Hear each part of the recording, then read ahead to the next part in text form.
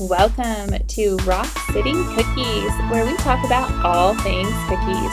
If you're new to the channel, hit that subscribe button and click the bell icon to be notified when we upload a new video.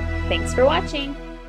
Today's tutorial is for a painted baby shower set using lots of pinks and lots of florals. So let's get started. Our first design will be of a floral heart with the baby's name on it. Because most of our design elements are going to be in the florals that we will be painting on top of the cookie, our colors this set are super simple. We just went with pink and white. To begin, I outline all of my cookies with a thick consistency icing of whatever color that I will be flooding the cookie in. I will post a consistency video soon. However, my process is pretty simple. I personally prefer to take my icing out of my mixer, and first, before I do anything else, I add my colors. Once the coloring is correct, I then take whatever little bit that I think I'm going to need for piping work and I scoop it out of the bowl and I put that into a piping bag. Of course, for white, it's really easy because I don't have to add any color, so I pretty much just take the icing straight from my mixer and I put that into a piping bag because that consistency is perfect for me for any detail work and for outlining my cookies. And then I'm able to take whatever icing is left in my bowl and either thicken it for flowers or thin it down to flood my cookies. All right, now that our cookie is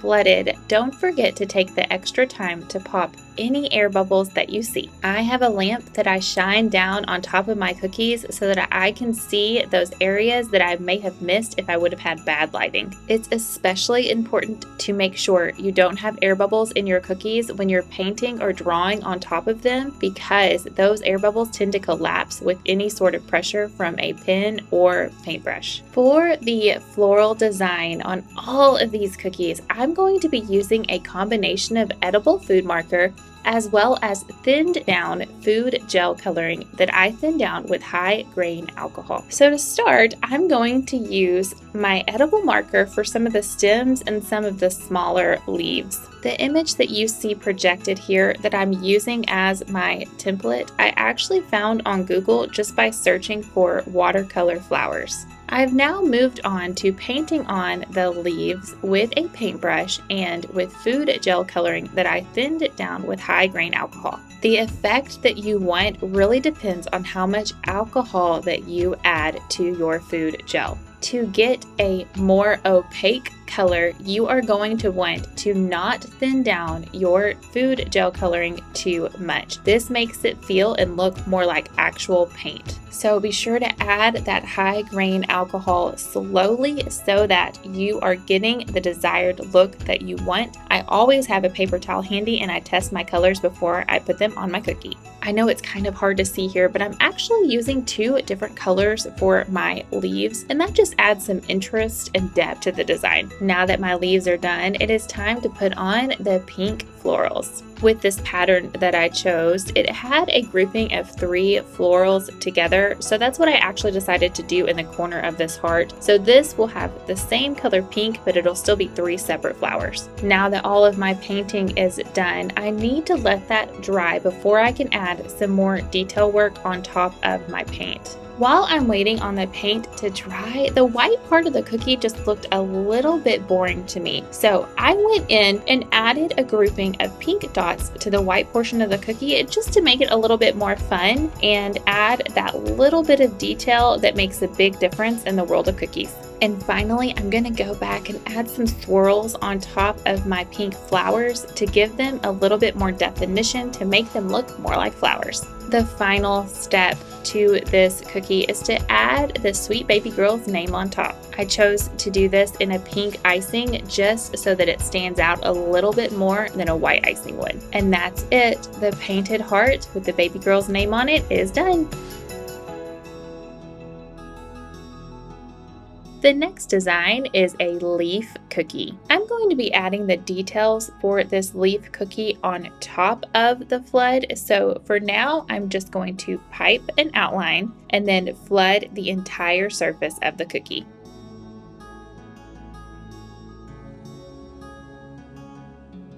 Always keeping in mind that set consistency, I'm also going to add that grouping of pink dots onto the base of this white flood as well. And if you're new to the cookie world, a flood is just when you have thin icing and you cover a large portion of a cookie or all of a cookie. We call that a flood.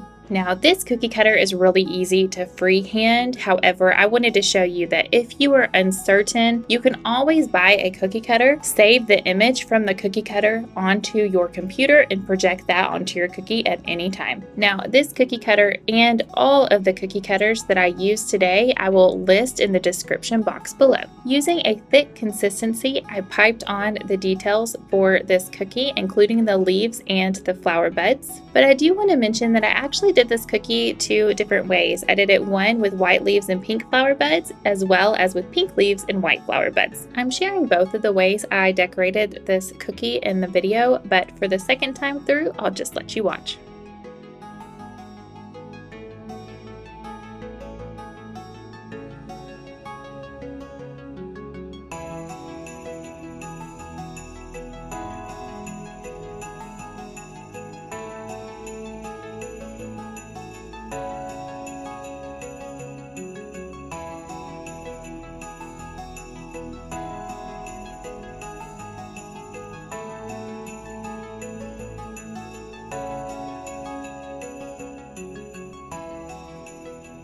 And that's it for our leaves. Let's move on to the third design.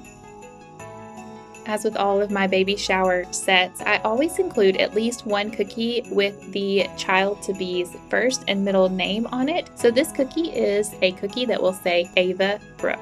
For the base of this cookie, we will be doing a 2-toned flood. With this 2-toned, we will actually flood the smaller section first. So outline the area that you will be doing one color. As you can see here, I didn't like where my line was the first time. No big deal. I just went back and made a straighter line that covered a little bit more of the cookie, and now I'm flooding on top.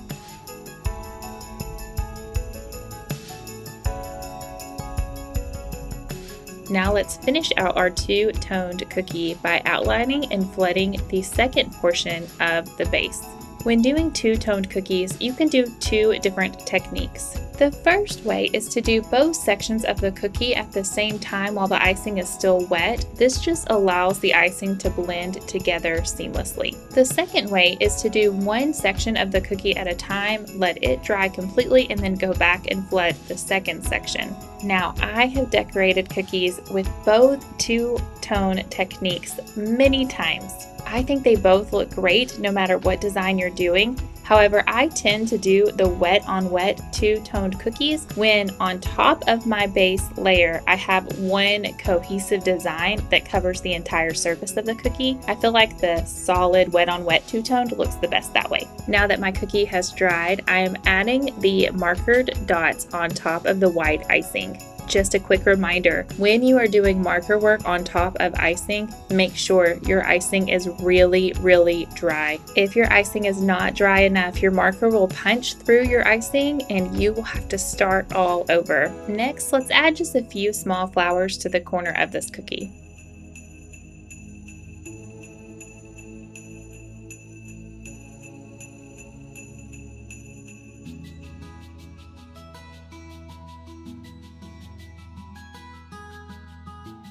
Using the Fonto app, I typed out her name and then projected that onto the cookie to use that as a guide when I piped out her name. I added one final touch of a little heart under her name, and that's it. This design is done.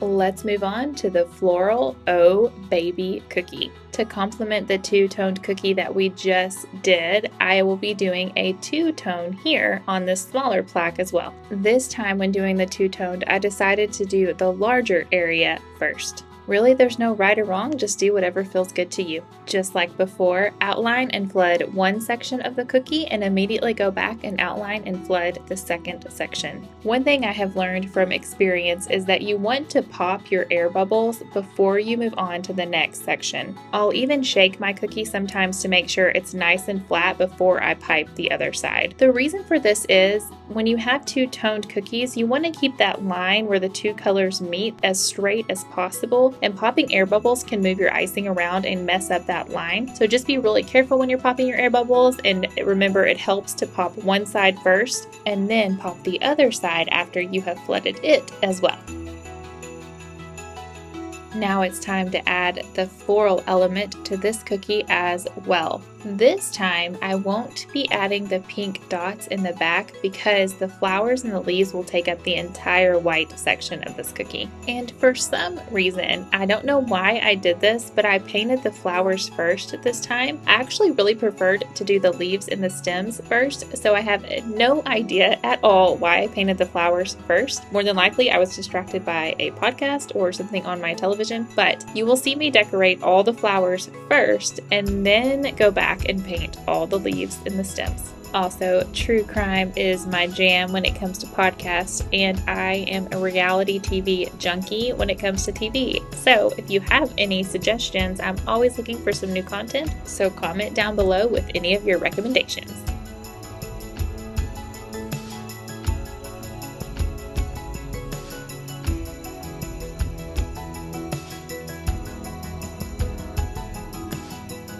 Using the same font that I used for Ava and Ava Brooke, I piped out "Oh Baby" onto my cookie using white icing. I added a tiny heart at the bottom, and that's it. Our "Oh Baby" cookie is complete.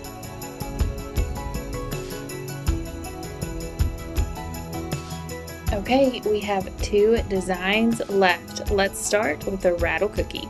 Decorating a baby rattle is a standard in every single one of my baby shower cookies, so you will see me decorate the same cookie cutter in multiple ways, but I love to use it for baby showers. This cookie does have multiple steps, so I typically always start with the bottom of my rattle as well as the top of my rattle. So I outline the bottom circle as well as the top circle and flood those.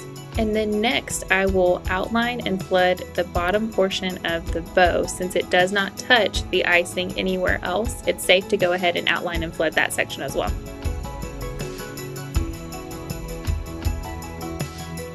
Now that those 3 sections have had time to dry, it's time to add some more details onto our rattle. Outline and flood the top portion of the bow, and then we will let that portion dry before we add the final section of our bow. To keep with our consistency, let's add our floral elements to the top of the rattle.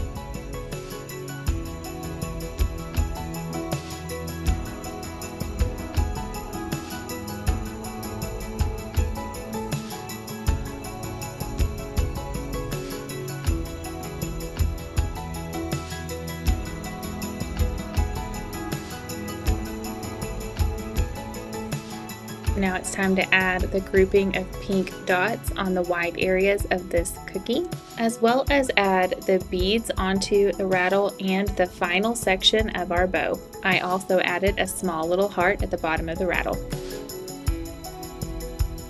When looking at the cookie, I thought the top part of the rattle still looked a little bit naked, so I went back and added the pink dots to the top of the rattle as well. And that's it. Our baby rattle cookie is finished. Okay, let's move on to our very final design, and this is a little baby romper. Baby clothes are just too sweet and precious, so I can't ever resist adding that to a cookie set. And don't forget, all of the cookie cutters that I used in the set will be listed down below, this one included. Now, I know I'm going to be painting on top of this cookie, and that is very important that that section gets done first so that it has plenty of time to dry so I can move on to the next phase. So for now, you're going to see me outline the inner portion of this romper so that I can let that dry and we can move on to the next step. Now that the white portion has dried, we are going to be using a petal tip, and I will actually list this down in the description box below to make the sleeves for this romper as well as the bottom of the romper. To get this effect, you need to move the tip back and forth very slowly with a thick icing. If your icing is not thick enough, you will lose the detail of the back and forth motion. It will all blend together. So you are going to want to thicken up your icing using additional powdered sugar. So in doing so, I take whatever colored icing I'm using that I need to thicken up, and I add 1 tablespoon of powdered sugar at a time to my bowl of icing until I get my desired consistency. It is extra work, but it is definitely worth it in the end. Okay, now that our ruffles are done and I've done a little bit of cleanup work on them to make sure there's no pointy edges, let's paint on the florals. I'm going to be doing a different detail at the top of the romper, so I'm going to be keeping the florals to the bottom portion of this romper.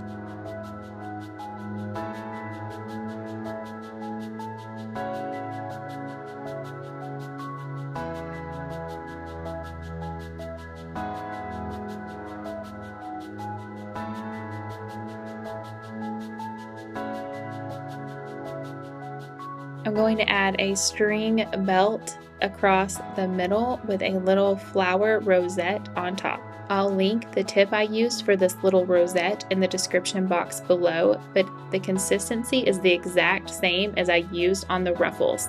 I thought it'd be cute to add a little string of pearls to the top of this romper, so I'm doing that with some white icing. And I also added a couple of snap buttons to the bottom of the romper as well. The final step is to add the edible pink marker to the background of the bottom of the romper, and then the final design is done.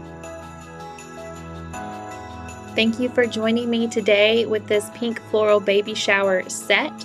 Like and subscribe down below, and I'll see you in the next one. Bye-bye!